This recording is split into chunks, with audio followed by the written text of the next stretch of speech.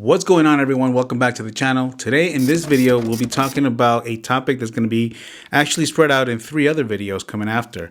Today we're going to be talking about macronutrients. What are they for? What can we do with them? Are they good in every sense? Well, stick around, everyone, because that is coming up right now. For starters, what is a macronutrient? Well, when we eat, they're made up of macronutrients. Any food that we eat contains them in different forms. The 3 macronutrients are protein, carbs, and fat. With that being said, there's other things that are in our foods as well. Those are micronutrients, which we will discuss in a different video. Macronutrients are the ones that pretty much contain the calories, the energy that we have so that we can use them throughout our day. Now, the 3 of them have different purposes. They all have a use, and if we learn to appreciate all of them, to use all 3 of them, then we will have the maximum benefit of all these macronutrients.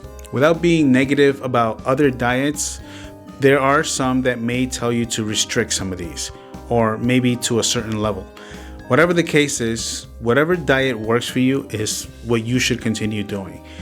If you have any issues, any medical problems that restrict you from having some of these, by all means, continue to do that as well, as your health comes first. Now, I've done a video on macronutrients in the past, maybe several videos, but I will say the breakdown of calories of these are very easy once you get the hang of it. Protein is going to have 4 calories. That's for 1 gram. 1 gram of carbs is going to have 4 calories as well. And 1 gram of fat is going to have 9 calories. With this, you take in consideration, you can do the math of any food and come up with the right amount of calories that it has. Of course, that's what nutrition labels are for. These nutrition labels are made to give us the best estimate possible that also is approved within the FDA to have on their labels, which means that it may not be exactly the right amount, but it's going to be a ballpark. So we're always going to have to eye several things, not just what we eat in the macros, but how we're moving throughout the day, how often we're not moving, our sleep, our exercise, many other things involved.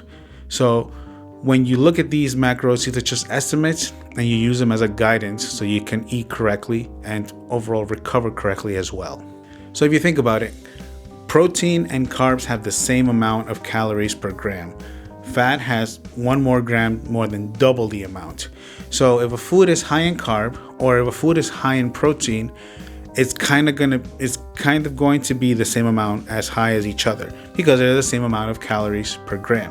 But if a food is high in fat, well, it's going to have more calories because it's a higher calorie dense food.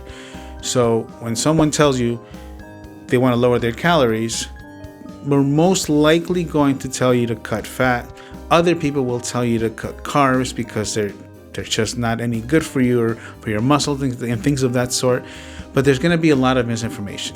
And there's going to be some people that tell you, as far as protein, that it's the only thing that you need to worry about.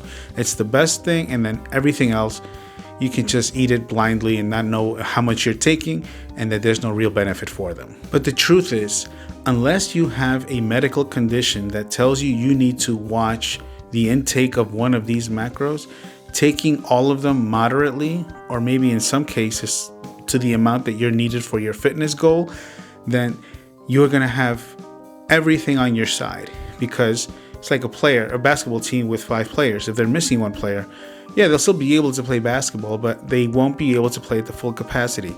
The same way is we can't eat with just 1 carb and 1 protein and no fat, or the other way around, or whatever the case. And yes, we'll be able to survive, but it's going to be not as advantageous as if we were using all 3 playing on our side, helping us, assisting us to get the final score, which is this case, getting that goal of our fitness goals of getting where we want to be.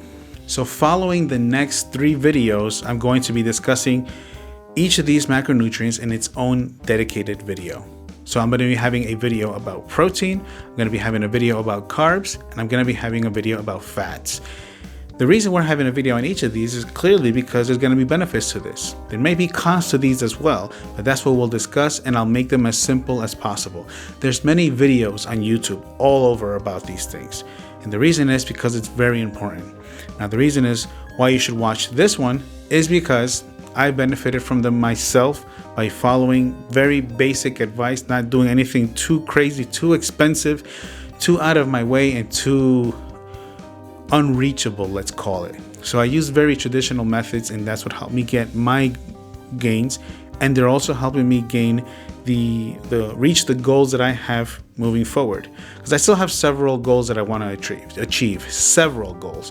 So with that being said, these 3 things have been guiding me to get to that place in a more controlled way, and I know what I'm doing, and it just feels less dangerous, let's say, because a lot of the ways that some people have reached their goals may have worked, but not necessarily been the safest way.